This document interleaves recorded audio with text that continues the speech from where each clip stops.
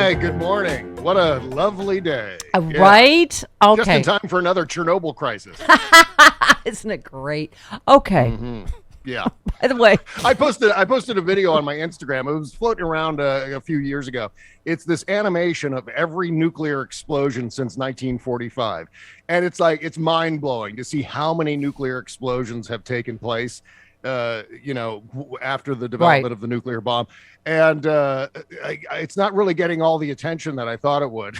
Right. I wonder why. I think, is it because people are afraid of maybe a nuclear confrontation? Well, I think it's the other thing in the horror movie you didn't see coming, because you're like, oh, well, we knew if it blows up a nuclear power plant, but we didn't think about, they're cutting the power, so there might be a radiation leak, which is... Yeah. You're like, okay. This is always the smartest fighting happening over there. Thanks, Russia. Yeah, thanks a lot. Oh, by the way, we've been exchanging bodily show fluids since, 2000, whatever.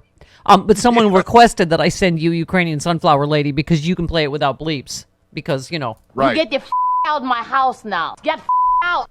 Because of the way she pronounces the F word, I think. So we're going to send that to you.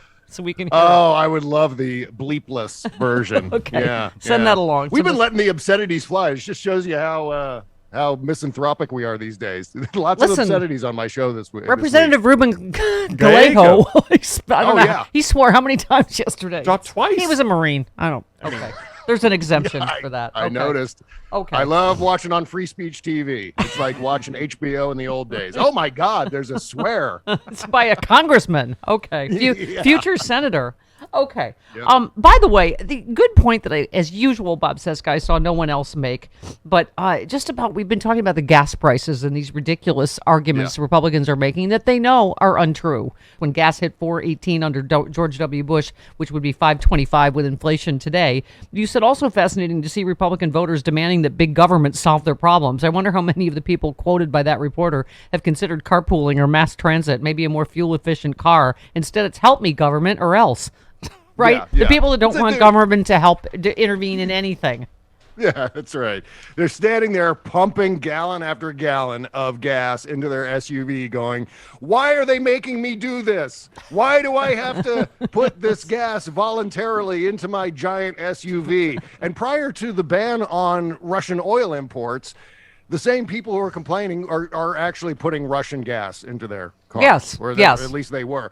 And so it's absolute madness to see these people who believe in small government. Drowning government in the bathtub is what they want to do. Yeah. And they're looking to Joe Biden to somehow regulate private industry. Look, if you want to get on board with regulating the big oil, please join us. Start you voting said Democratic. that. It was perfect. You said, I love hearing from small government Republicans that Joe Biden needs to do more about gas prices. Hey, look, if you guys want more federal regulations applied to the oil and gas sector, you better start voting for Democrats. Otherwise, shut your yappers. Exactly. Yeah. Shut your big yappers. The utter hypocrisy of that. But I mean, we are in the post-hypocrisy era. Yeah. That doesn't matter anymore. Yeah. It's whatever we have, whatever ammunition that we need to just attack the other side. Doesn't matter if it's factual or consistent with things we've said in the past. Ellie Mistal yesterday about Grassley or whatever other Republican, of course, wanting to slow down Ketanji Brown Jackson's confirmation when, it was like, was that Warp Speed nerd that we rammed through Amy Coney Barrett? Uh-huh. Yeah. Mm-hmm. Anyway, but he's like, whatever, hypocrisy. Like, they're just immune to, like, they know they're giant hypocrites. It's just, Yeah. Well, you know what? That's what they say when they don't have anything else. It's like when they go to, look how many pages this bill is. Oh, my God, we have to stop it because all the pages in this legislation, or we need to it's going too fast. Yeah. It's like Tucker Carlson on There's his too much show. paper. Yeah, right. Tucker Carlson on his show has no idea how to report on the Russia situation. So it's just like it's refrigerator magnets, words put together. I don't know. He has no sense of how, because for the longest time he was defending Vladimir Putin. Yeah. And now that they're no longer defending Vladimir Putin explicitly. It's like Trump. You can tell he doesn't know what to do from Putin's genius and savvy and so smart to, maybe we can paint our F-22s in China colors. It's like, he doesn't know what to do now. Like, he doesn't know because he realizes the entire world is galvanized against this murderous thug. Right. By the way, I was saying it's amazing how everyone that was just yesterday, an epidemiologist who knew it didn't work are suddenly military experts. But as you said, someone named Spiff the spaceman said they aren't going to launch missiles. And you said, thank goodness Spiff the spaceman is confident in Putin's restraint. Yeah. I get all my military information, all of my war reporting from Spiff the spaceman on Twitter with 24 follows.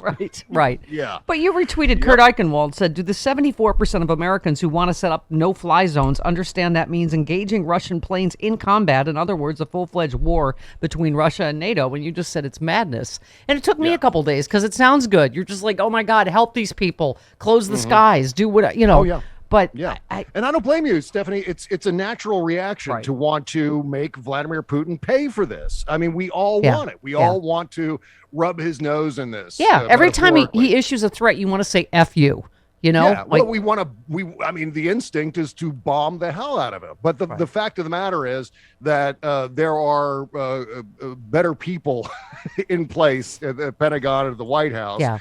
Who know how to handle these things diplomatically, strategically. They understand rules of engagement and things like that. So thank God that there are people with cooler heads who are making these decisions, and not you and me, Stephanie. Well, because, I feel like you're the kind of boy that played with like even bayonet guy and laying down and shooting guy with your army man. And so I feel like you would come up with an idea for how we get those effing MiGs, the Polish MiGs, into Ukraine. You heard us talking about it earlier. How do we get those MiGs to Ukraine?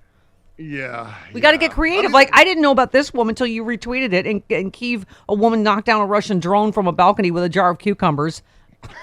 How do they expect to occupy this country? I mean, and cucumbers are good. I don't If you're know going if to it's waste true, but I whole, want to believe it's true. right? I want to know how you buy a jar of cucumbers. I never see I see pickles in jars. But right. not Well, maybe they were cucumbers, pickling, but she wasted that whole thing and just to take out a Russian drone. I got to be honest. I assumed that was a joke. I didn't realize if there was an actual Ukrainian woman who threw an actual jar of cucumbers and knocked down an actual Russian drone. That'd be badass. My God.